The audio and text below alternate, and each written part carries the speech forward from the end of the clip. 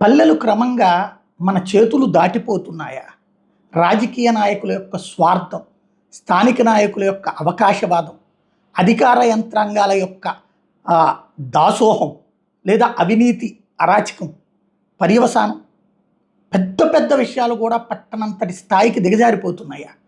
విజయనగరం అంటే ప్రశాంతతకి మారుపేరైనటువంటి జిల్లా, పర్ఫెక్ట్ జిల్లా. ఎంత స్వచ్ఛంగా మాట్లాడతారంటే వాళ్ళు అంత స్వచ్ఛంగా ఉంటుంది. విజయనగరం, శ్రీకాకుళం అంటే వాళ్ళతో అలాగా మమేకమైపోవాలనిపిస్తుంది. అంత మర్యాదగా ఉంటారు, అంత బాధ్యతగా ఉంటారు, ప్లస్ స్వచ్ఛంగా ఉంటారు.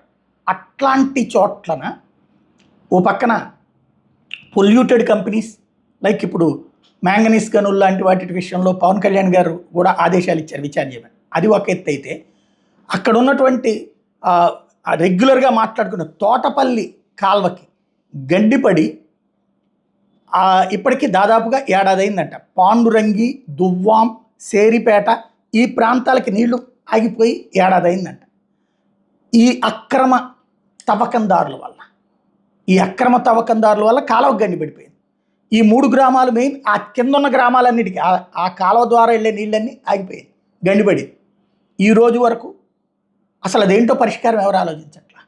ఇరిగేషన్ పోదు, లేకపోతే కనుక లోకల్ రెవెన్యూ చూడరు, అగ్రికల్చర్ చూడరు. ఎందుకో అర్థం కాదు, ఎవరి కోసం అర్థం కాదు. అంటే మనం కేజీఎఫ్ సినిమాని నిజ జీవితంలో ఓకే చేస్తున్నామా? చివరికి అక్కడ ఉన్నటువంటి ఒక గ్రామం అయితే, డిఎఫ్ఎన్ అనే గ్రామం అయితే పూర్తిగా కేజీఎఫ్ తరహాలోనే ఉంటుందట. ఆ స్థాయికి తయారైపోయింది అన్నటువంటి స్థానికులు చెప్తున్నటువంటి మాట. ఒక్కసారి ఇది క్రాస్ చెక్ చేసుకోవాల్సిన బాధ్యత అయితే ప్రభుత్వం మీద ఉంది.